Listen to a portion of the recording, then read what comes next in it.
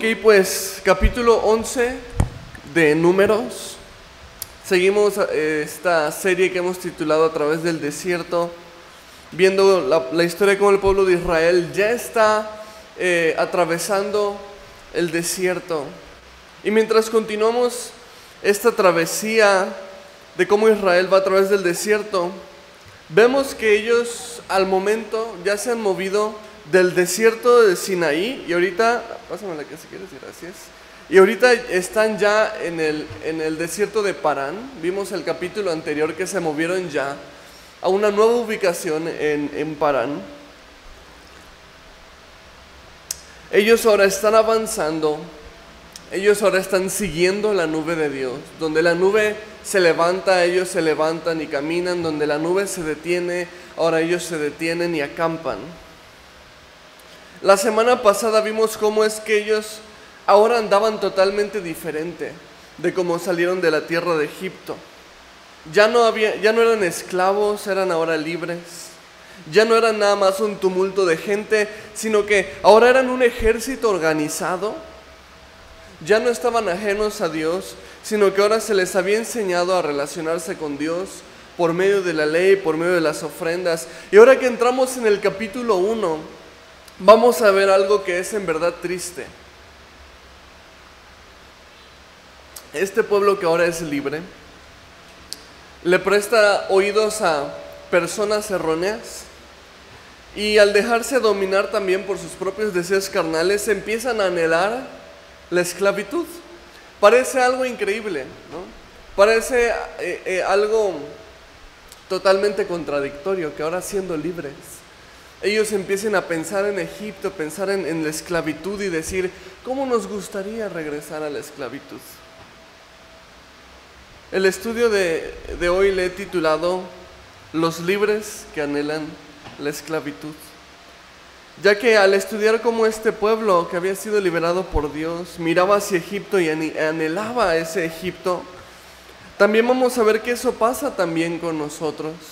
Cuando miramos atrás y anhelamos la esclavitud que teníamos en el mundo del pecado, anhelamos la vieja vida, anhelamos los viejos hábitos, el libertinaje, los pecados pasados. ¿Cuáles serían los peligros de que cayéramos en eso? ¿O cuáles serían las consecuencias de volver atrás?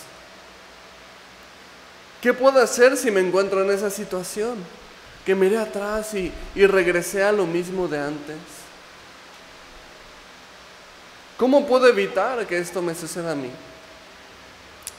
Quizás puedas pensar que tú nunca anhelarías regresar a lo de antes, porque ahorita ves tu caminar con Cristo y dices, Nel, jamás vuelto atrás. Como dice ese viejo himno, ¿no? He decidido seguir a Cristo y no vuelvo atrás. Pero créeme que nadie está exento de caer en los errores del pasado. Podría sucedernos. Y en verdad hay maneras de prevenirnos. Así que si ya estás ahí en Números capítulo 11, vamos a iniciar en los versos 1 al 3 de la siguiente manera. Aconteció que el pueblo se quejó a oídos de Jehová, y lo oyó Jehová y ardió su ira, y se encendió en ellos fuego de Jehová y consumió uno de los extremos del campamento. Entonces el pueblo clamó a Moisés, y Moisés oró a Jehová, y el fuego se extinguió.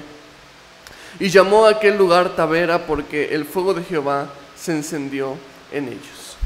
Ahora parece increíble, pero ellos acaban de iniciar su travesía siguiendo la nube de Dios, y las quejas inmediatamente han empezado.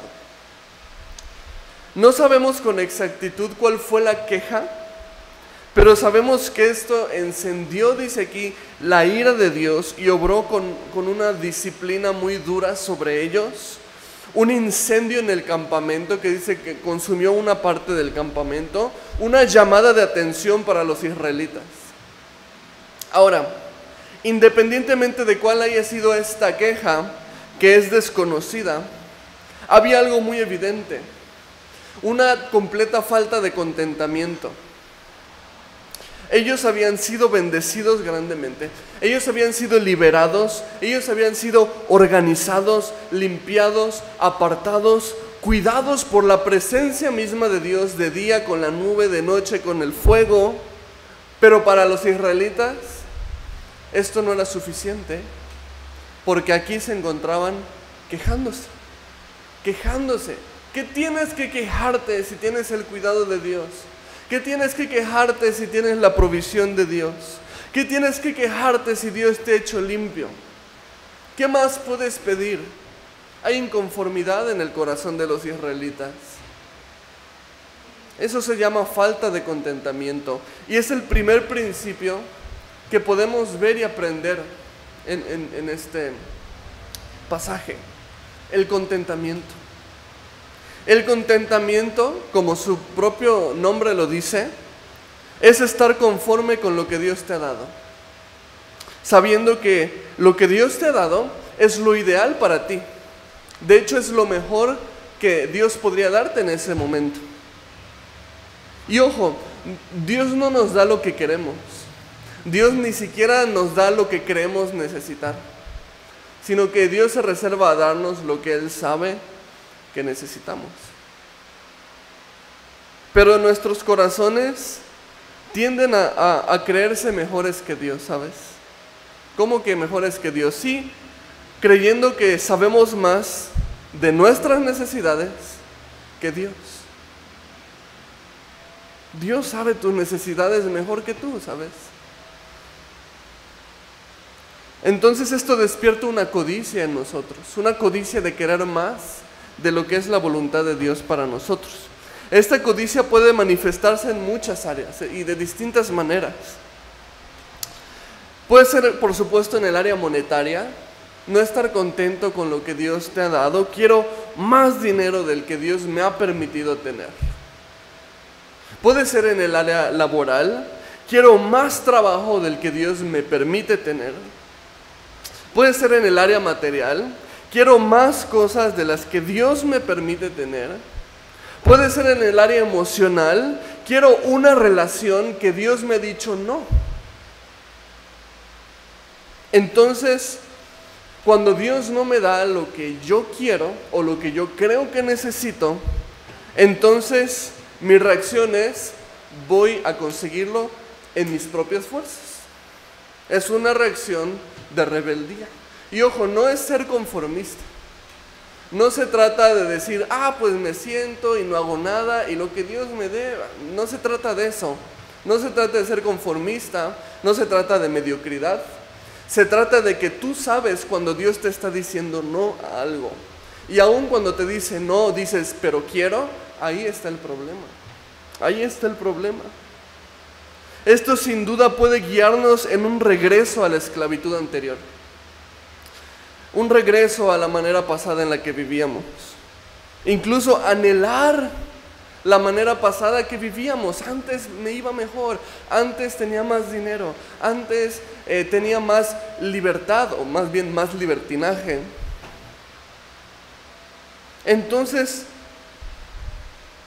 el trabajo que Dios no te ha dado, pero que tú quieres y que quisiste tomar a la fuerza, ese trabajo te va a terminar alejándote de Dios, te va a estorbar para ser discipulado, te va a estorbar para crecer en tu relación con Dios, porque claramente Dios te había dicho no y tú dijiste, pero yo quiero. Entonces el dinero que Dios no te permitía tener, pero que quisiste buscar por tu cuenta, te va a alejar de Dios y te va a estorbar en tu caminar con Dios, porque Dios te había dicho espera y tú dijiste no, yo quiero. Entonces la relación que Dios no te permitía tener, pero te dio igual e iniciaste, te va a llevar a inestabilidad, va a hacer que esa persona tome el lugar de Dios en tu vida, lo va a volver en un ídolo y va a terminar de distanciándote de Dios, enfriándote en tu caminar con Dios. ¿Por qué? Porque Dios te había dicho no, no es tiempo y tú dijiste, pero yo quiero. Entonces, ¿qué puedo hacer al respecto? No hay mejor manera, ¿sabes? No hay mejor manera de terminar con la falta de contentamiento que practicando el agradecimiento. No estamos contentos porque no somos agradecidos. Colosenses 4:2, fíjate lo que dice, Nueva Versión Internacional. Dice, dedíquense a la oración, pero dice, perseveren en ella con agradecimiento. Perseveren en ella con agradecimiento. Cuando una persona hace del agradecimiento un hábito, va a aprender a estar contento con lo que tiene. ¿Sabes por qué? Porque se va a dar cuenta de lo que tiene. Se va a dar cuenta de lo que Dios le ha dado. Pero aquella persona que no es agradecida con Dios, no se va a dar cuenta de lo que tiene, porque solamente sabe codiciar lo que no tiene, en lugar de agradecer por lo que sí tiene, por lo que sí Dios le ha dado. Solamente sabe codiciar lo que le gustaría tener, pero no sabe estar agradecido con Dios, con lo que le ha dado. Ahora el pueblo se quejó, Dios les mandó una advertencia, y al parecer se arrepintieron porque dicen que clamaron a Moisés, y Moisés intercedió por ellos con Dios, y entonces Dios dice que hizo cesar ese incendio. Fue una llamada de atención. Pareciera que aprendieron la lección, sin embargo no. Porque a continuación nos damos cuenta que en verdad ellos no aprendieron nada de eso. Fíjate, versículos 4 al 6. Dice, y la gente extranjera que se mezcló con ellos, subraya ahí la gente extranjera, tuvo un vivo deseo, y los hijos de Israel también volvieron a llorar y dijeron, ¿quién nos diera a comer carne? Nos acordamos del pescado que comíamos en Egipto de balde, de los pepinos, los melones, los puerros, las cebollas y los ajos. Y ahora nuestra alma se seca, pues nada sino este maná ven nuestros ojos. Nos menciona aquí que la gente extranjera, esto empezó de la gente extranjera, dice que tuvo un vivo deseo de carne, lo que significa que es un antojo muy grande. A lo mejor tú puedes fácilmente sentirte relacionado con esto. Si eres una de esas personas muy antojadizas que de repente, ¡ay, no! ¿Cómo se me antojaría ahorita unos tacos, ¿no? Una hamburguesa? Bueno, dice que estos extranjeros, que los extranjeros que vivían entre los israelitas eran egipcios, ¿ok? Porque si tú te acuerdas al final de Éxodo, no solamente los israelitas salieron de Egipto, sino que menciona el libro de Éxodo que incluso algunos egipcios quisieron irse con el pueblo de Israel, porque vieron las señales que Dios hizo en Egipto, entonces quisieron seguir al pueblo. Entonces los israelitas están rodeados de egipcios también, que se fueron con ellos, pero también estos egipcios ahorita dice que tienen esta queja ellos, y se acuerdan de Egipto. Y entonces los israelitas se acuerdan también y dicen, sí es cierto, ahí teníamos pescado, ahí teníamos, dice, cebollas, teníamos ajos, teníamos nuestros festines, y aquí nada más tenemos este maná que nos cae del cielo. Y empiezan entonces a menospreciar lo que Dios les proveía. Ahora, ¿sabes? Lo que Dios les proveía no era malo, no era nada despreciable lo que Dios les proveía. Fíjate, en los versículos 7 al 9 se describe lo que era el maná que Dios les daba. Dice, y era el maná como semilla de culantro, esto es una hierba parecida al cilantro, y su color como color de bedelio, esto es un amarillento. El pueblo se esparcía y lo recogía y lo molía en molinos o lo majaba en morteros, lo cocía en caldera o hacía de él tortas. Su sabor era como sabor de aceite nuevo. Y cuando descendía el rocío sobre el campamento de noche, el maná descendía sobre él. Entonces el maná no era nada malo. De hecho, el maná era algo milagroso. Primeramente, ¿por qué? Porque era un milagro que ese maná les cayera del cielo todos los días para alimentarlos. Pero aún así, el alimento no era malo. Se podían hacer diversas cosas. Él dice que era una semilla, y esta semilla se podía usar de distintas maneras, hacer calderas, hacer panes con eso. O sea, podías hacer variedad de alimento con ese maná. Y menciona que el pan que se hacía con el maná tenía un sabor como aceite nuevo. O sea, tenía un sabor dulce, era como un pan de dulce. La Nueva Traducción Viviente lo traduce como un pan con sabor a pastelillos horneados con aceite de oliva. O sea, no era un pan malo, No sabía feo, era dulce, era bueno y podías hacer varias cosas con él. Lo que Dios les daba no era malo. Sin embargo, ellos al escuchar a estos extranjeros quejarse, los mismos egipcios que andaban con ellos, entonces los israelitas son contaminados por esos mismos deseos. Y aquí hay otro principio, el segundo principio del que te quiero hablar hoy, es de tus amistades, de tu círculo de amistades. Porque los israelitas fueron mal influenciados por los egipcios. Esos deseos desordenados se los transmitieron también a los israelitas. Y eso los llevó a la inconformidad con Dios. Los llevó a anhelar la esclavitud otra vez, su pasada manera de vivir. Y sabes, es interesante porque cuando dice que los israelitas extrañaron Egipto, simbólicamente, en la simbología bíblica, Egipto representa el mundo. O es un tipo del mundo, es una metáfora del mundo. Los egipcios, por consiguiente, podemos verlos como las personas del mundo, o las personas mundanas. El mundo en el sentido malo de la filosofía del mundo corrompida. Y esto es algo bien frecuente que sucede. Amistades mundanas, y ojo, no necesariamente que no son cristianas, porque también hay cristianos con mentalidad mundana. Eso también cuenta como una amistad mundana, ¿verdad? Pero amistades mundanas pueden llevarnos a anhelar lo que teníamos en el mundo. Y es algo muy triste cuando un creyente se encuentra anhelando su vida pasada en el mundo. Es algo muy triste. Cuando el casado o la casada se encuentran anhelando a alguien que no es su esposo o su esposa. Cuando el que ha sido limpiado en Cristo anhela llenarse de aquellas cosas de las cuales ya había sido liberado, ese mismo pecado que Cristo ya había quitado de tu vida. Cuando anhela las fiestas a las que iba, cuando anhela los excesos que tenía, cuando anhela el pecado que antes lo dominaba. Es algo muy triste. En los israelitas esto se desató debido a malas compañías a las que ellos les prestaron oído. Los malinfluenciaron. Y sabes, esta es la importancia de que tengamos unidad como iglesia. De que tengas amistades con tu misma fe, con tu mismo amor por Dios. Porque si tu principal núcleo de amistades son personas de mentalidad mundana, es seguro que te van a terminar llevando de vuelta al mundo. Hablando cosas que le agradan al mundo, pensando lo que piensa el mundo, buscando lo que el mundo busca. Primera de Juan, capítulo 2, versículo 15 y 16, da una advertencia. Dice, no améis al mundo, ni las cosas que están en el mundo.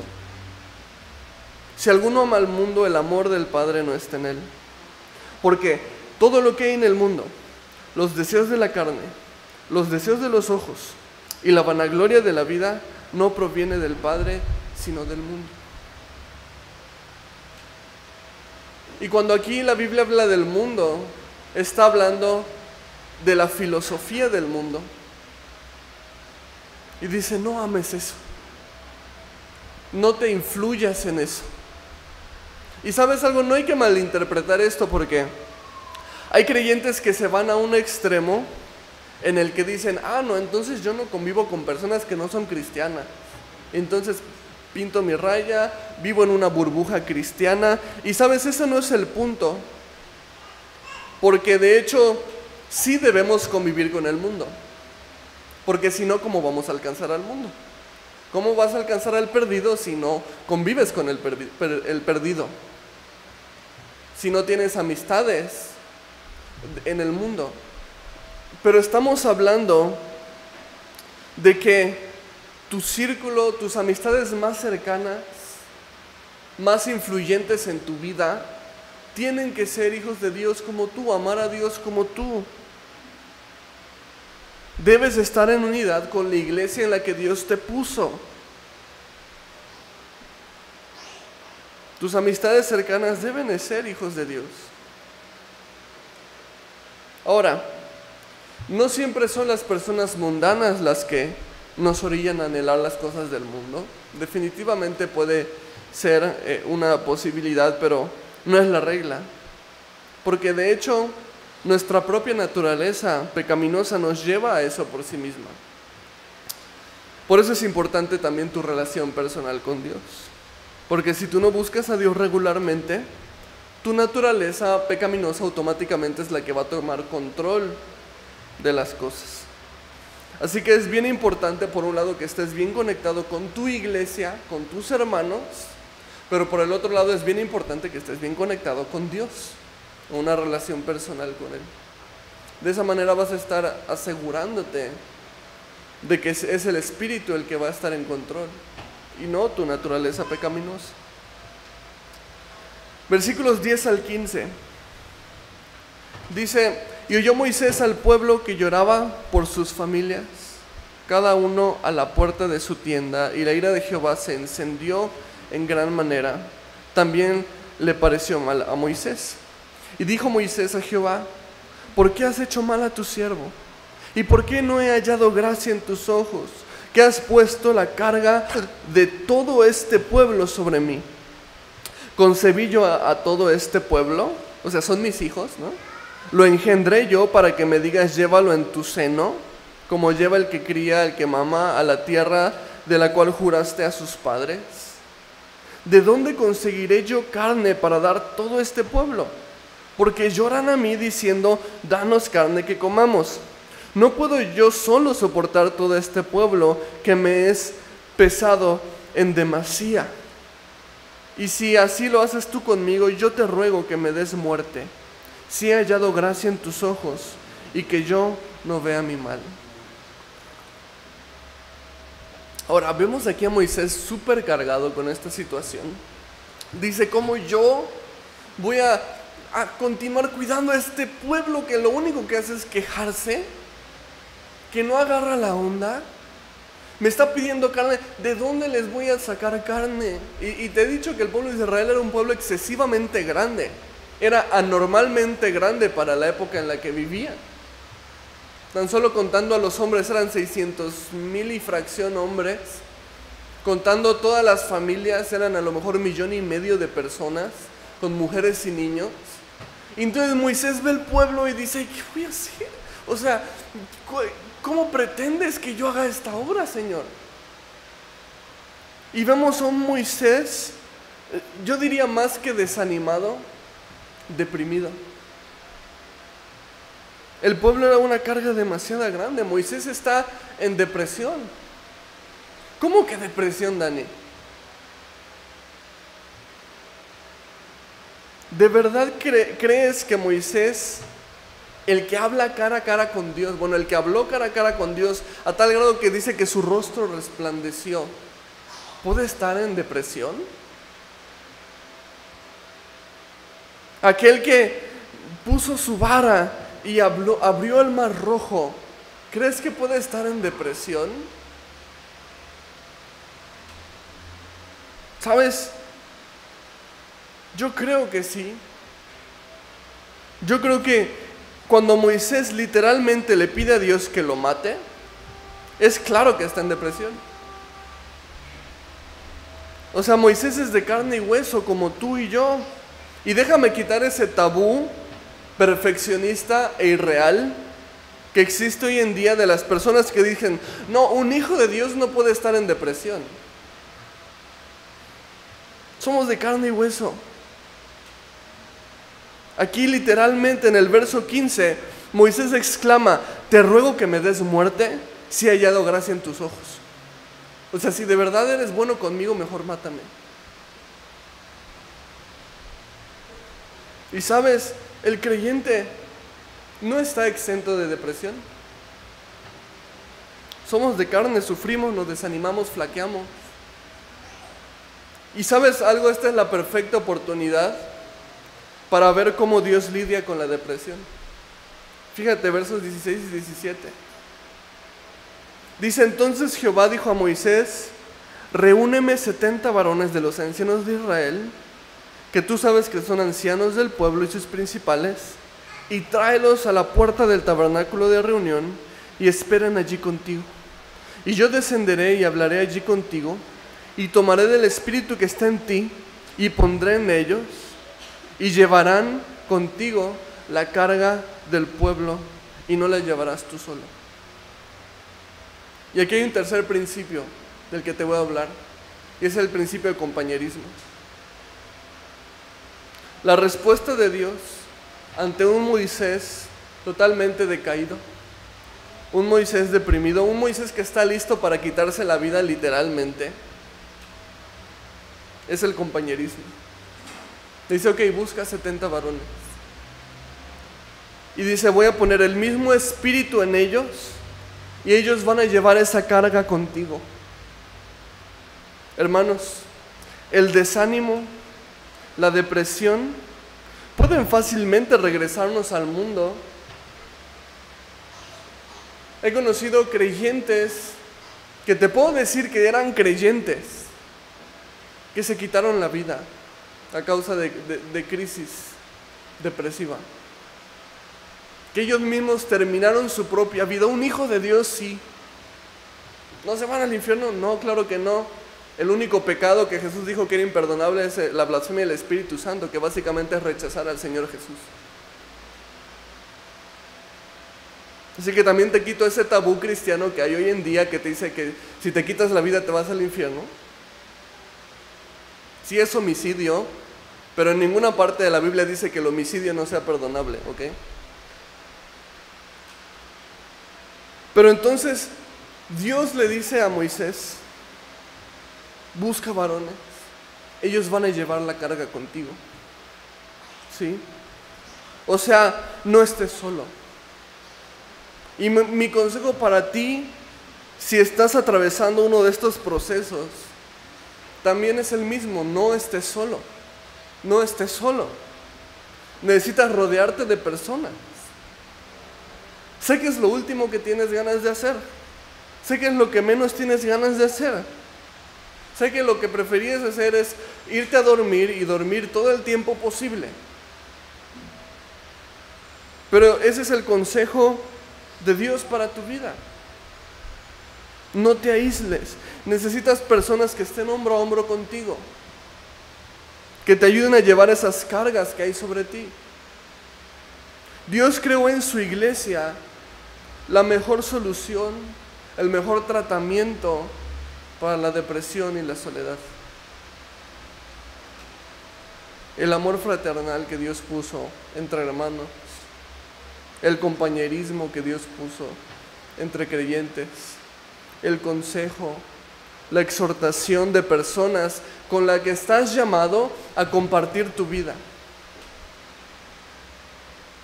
Y hermanito, si tú conoces a alguien que está en depresión, por favor, no le digas que es por su falta de fe, no le digas que es porque no confía en Dios, no le digas que no es hijo de Dios. Mejor solamente hazle saber que estás ahí para él o para ella. No lo dejes solo, no lo condenes, háblale la palabra de Dios con firmeza, tenle paciencia y por favor, acompáñalo. Acompáñalo. Gálatas 6:2 dice: sobrellevad los unos las cargas de los otros y cumplid así la ley de Cristo. Entonces Dios le pide a Moisés que se rodee de 70 varones para llevar la carga juntamente con él. Ahora, con respecto al pueblo, Dios les va a dar lo que están pidiendo. Fíjate, los versículos 18 al 24. Continúa: pero al pueblo dirás: santificaos para mañana, y comeréis carne, porque habéis llorado en oídos de Jehová, diciendo: ¿quién nos diera a comer carne? Ciertamente mejor nos iba en Egipto. Jehová pues os dará carne y comeréis.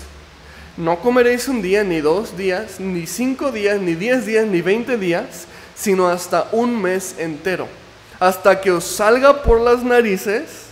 Ahí te das cuenta que no lo está dando de buena manera, ¿verdad? Hasta que os salga por las narices y la aborrezcáis, por cuanto menospreciaste a Jehová, que está en medio de vosotros, y llorasteis delante de él, diciendo: ¿para qué salimos acá de Egipto? Entonces dijo Moisés, 600,000 de a pie es el pueblo en medio del cual yo estoy, y tú dices, les daré carne y comerán un mes entero. ¿Se degollarán para ellos ovejas y bueyes que les basten? ¿O se juntarán para ellos todos los peces del mar para que tengan abasto? Entonces Jehová respondió a Moisés, ¿acaso se ha cortado la mano de Jehová? Ahora verás si se cumple mi palabra o no. Y salió Moisés y dijo al pueblo las palabras de Jehová. Y reunió a los 70 varones de los ancianos del pueblo y los hizo estar alrededor del tabernáculo. Es algo de temer. De verdad es algo de temer. Cuando por nuestra necedad, cuando por nuestra terquedad, Dios de hecho nos concede lo que queremos. Es algo de tener miedo. Cuando sabes que algo no es de Dios y aún así vas a buscarlo y Dios te lo concede, esto de verdad es para tener miedo. Porque significa que viene una lección que vas a aprender a las malas. Cuando Dios te concede esa relación que querías, a pesar de que Él ya te había dicho que no, agárrate, porque Dios te va a enseñar algo por las malas. Cuando por tu terquedad Dios te concede ese trabajo que querías, a pesar de que la respuesta ya había sido no, agárrate, porque viene una lección por las malas. Cuando por tu terquedad Dios te entrega el pecado del que ya te había salvado varias veces, agárrate, porque viene un aprendizaje por las malas.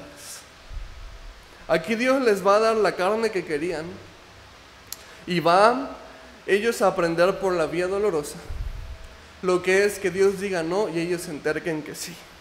Y lo vamos a ver un poquito más adelante. Pero por lo mientras pasa algo muy interesante en el inter, en los versículos 25 al 30, y fíjate cómo continúa. Dice, entonces Jehová descendió en la nube y le habló y tomó del espíritu que estaba en él y lo puso en los 70 varones ancianos. Y cuando posó sobre ellos el espíritu, profetizaron y no cesaron. Y habían quedado en el campamento 2 varones llamados, uno Eldad y otro Medad, sobre los cuales también reposó el espíritu. Estaban estos entre los inscritos, pero no habían venido al tabernáculo, y profetizaron en el campamento. Y corrió un joven y dio aviso a Moisés y dijo, Eldad y Medad profetizan en el campamento. Entonces respondió Josué, hijo de Nun, este es un personaje importante, ayudante de Moisés, uno de sus jóvenes, y dijo, Señor mío Moisés, impídelos. Y Moisés le respondió, ¿tienes tus celos por mí? Ojalá todo el pueblo de Jehová fuese profeta, y que Jehová pusiera su espíritu sobre ellos. Y Moisés volvió al campamento, y él y los ancianos de Israel. Ahora, aquí tenemos una manifestación clara del Espíritu Santo en el Antiguo Testamento. ¿Tú creías que era novedad que en Hechos capítulo 2 los discípulos recibían el Espíritu Santo y empezaran a profetizar y hablar en lenguas? No era novedad. Dios ya lo había hecho aquí, derramando el Espíritu Santo sobre estos 70 varones y ellos empezando a profetizar. Entonces es interesante. Dios no le dijo a Moisés nada más, rodéate de 70 varones, sino que lo rodeó de 70 varones llenos del Espíritu Santo. ¿Por qué digo esto? Porque a veces cuando estás en depresión o estás en malos pasos, estás en un mal momento, a veces te rodeas de las peores compañías, envolviéndote en fiestas, envolviéndote en cosas que no aprovechan. Ese no es el compañerismo que Dios quiere para ti. Dios le dijo a Moisés, rodéate de 70 varones, y estos varones eran llenos del Espíritu Santo. Ok, así que ya sabes dónde debes ir buscando tus amistades, en primer lugar. Pero es súper interesante ver esto. En el Antiguo Testamento, el Espíritu Santo no estaba en todo creyente. Nosotros hoy podemos tener el Espíritu Santo en nosotros, porque Jesús murió por nuestros pecados, nos dio su justicia delante de Dios, Y entonces cuando recibimos a Cristo, recibimos también el Espíritu Santo en nosotros, lo que nos da después la llenura del Espíritu Santo, que nos da los dones del Espíritu, y no vamos a entrar mucho en ese aspecto. Pero en el Antiguo Testamento no era así. En el Antiguo Testamento la manera en la que el Espíritu Santo obraba es que por momentos específicos y en personas específicas, el Espíritu Santo venía sobre personas, sean patriarcas, fueran profetas, fueran jueces, y entonces esas personas en ese momento eran controladas por el Espíritu Santo para hacer la obra del Espíritu Santo. Pasado ese momento, el Espíritu era retirado y continuaban, ¿ok? Entonces no actuaba de la misma manera sobre las personas, pero esto fue lo que pasó con estos 70 varones. El Espíritu Santo viene sobre ellos en ese momento para profetizar. ¿Qué significa profetizar? La palabra profeta significa uno que habla la verdad, ¿ok? La profecía no solamente tiene que ver con decir algo que va a pasar en un futuro o advertir acerca de un evento futuro, sino la profecía tiene todo que ver con hablar la palabra de Dios también. De hecho, en 1 Corintios 14:3 dice: pero el que profetiza habla a los hombres para edificación, exhortación y consolación. O sea, no es nada más decir, voy a adivinar que tú vas a tener 5 hijos. Eso no tiene ningún provecho delante de Dios. Sino que, de hecho, eso podría caer, ojo, cuidado, adivinación. Y la adivinación que dice la Biblia es abominación delante de Dios, ¿ok? Entonces profetización no es lo mismo que adivinación. El profeta con lo que habla, si bien puede estar prediciendo algo futuro, es para edificación o para exhortación o para consolación. Si no, mejor el profeta no habla, ¿ok?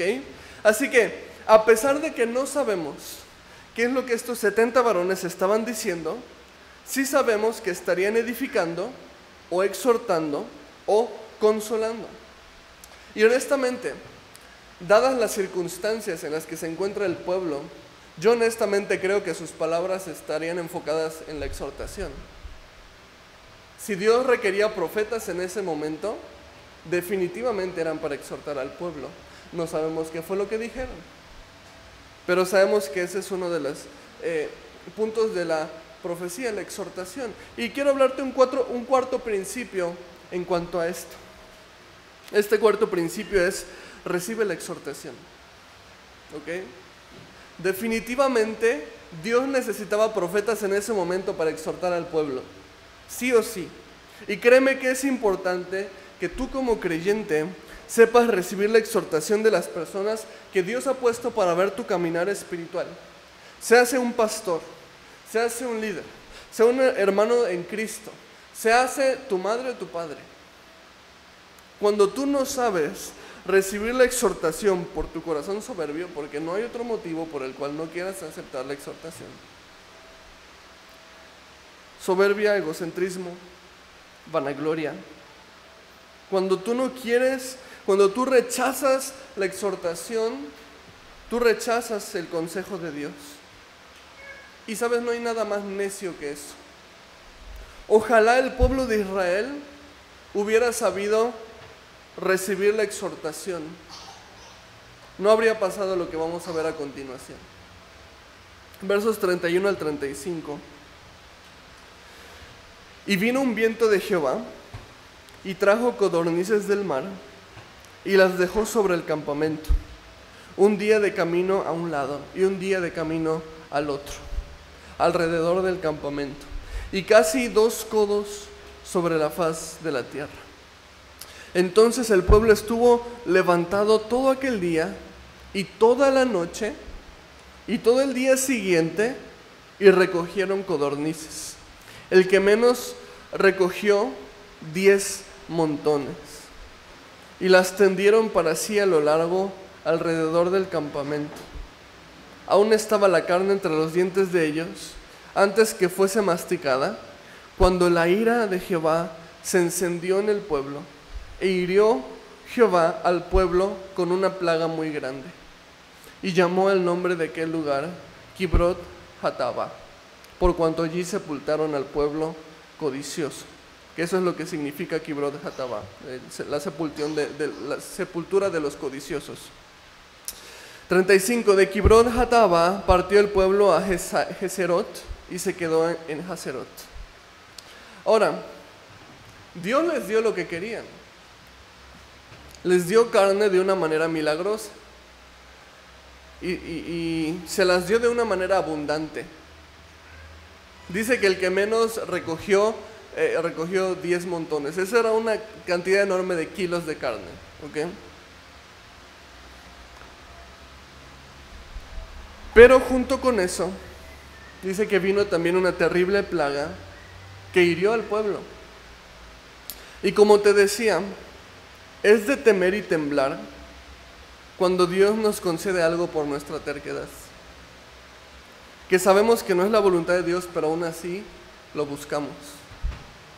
Hay un punto en el que Dios no solo te entrega eso que quieres, sino que Dios te entrega a eso que quieres. ¿Ok? No te entrega lo que quieres, a ti te entrega a lo que quieres, para que esa cosa te posea a ti. Hay un punto en el que Dios hace eso, ¿sabes? Romanos 1:24 dice: entonces Dios los abandonó. Esta es la Nueva Traducción Viviente. Entonces Dios los abandonó para que hicieran todas las cosas vergonzosas que deseaban en su corazón. Como resultado usaron sus cuerpos para hacerse cosas viles y degradantes entre sí. Y la palabra cuando dice entonces Dios lo abandonó, en la Reina Valera dice Dios los entregó. Dios los entregó a eso. Existe un punto en el que Dios te entrega a tus pasiones y deseos. Has sido tan terco que Dios te dice, ¿eso quieres? Ve, entra.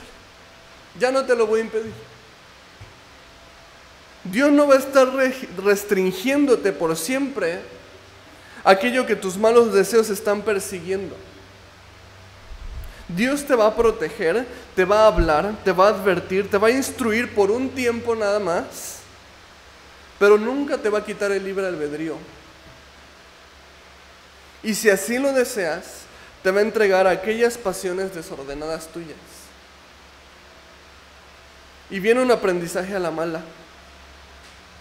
Y esto lo hace Dios en su misericordia para ver si tocando fondo a lo mejor puedas reaccionar y puedas arrepentirte. Dios te ama tanto que está dispuesto a dejarte que toques fondo con tal de salvarte. Dios te ama tanto que está dispuesto a dejarte que te vayas hasta lo más bajo, hasta lo más vil, para ver si tocando fondo tomas impulso para que Él pueda salvarte. ¿Cómo queremos aprender? ¿A la buena o a la mala? No anheles la esclavitud pasada como lo hacían los israelitas. Agradece a Dios por lo que tienes. Ten contentamiento. El contentamiento va a llegar a tu vida cuando aprendas a darle gracias a Dios por lo que tienes en lugar de codiciar lo que no tienes. Ahí va a llegar el contentamiento para tu vida. Mira tus amistades. ¿Cómo te están influyendo tus amistades, para bien o para mal? ¿Es un pensamiento mundano o es de edificación? Busca compañerismo con los creyentes, ¿ok? No cedas al desánimo. Si te encuentras desanimado, si te encuentras depresivo, no cedas ante el desánimo, no te aísles. Necesitas compañerismo con las personas, con el pueblo de Dios. Y por favor escucha la exhortación, porque Dios te habla en la exhortación. Dios levantó profetas justo antes de que esto sucediera. ¿Sabes? El pueblo de Israel, a pesar de que llegaron las codornices, no estaban obligados a ir por ellas. De hecho dice que las codornices no llegaron al campamento, sino que llegaron a las afueras del campamento. Si tú lees detenidamente, dice incluso que estaban a cierta distancia a las afueras del campamento, lo que significa que los israelitas tuvieron que salirse del campamento para ir a buscar las codornices. Dios no los obligó, les dio la opción y ellos decidieron ir. Por eso que Dios les había dicho, no, yo les voy a proveer maná. Y mandó profetas para exhortar justo antes de que ellos tomaran su decisión, y ellos la tomaron. Escucha la exhortación. Escucha la exhortación. Dios te habla a través de eso. No te enterques por lo que Dios te ha dicho no. Mejor agradece todo lo que Dios te ha dicho sí. Dios te ama tanto. Te ama tanto. No solamente Él envió a Jesucristo por nuestros pecados para salvarnos, sino que en tu propio caminar Él está dispuesto a dejarte tocar fondo, si eso es necesario para salvarte. Y si ya has estado muy lejos, quizás hoy es el día perfecto para que regreses a Dios.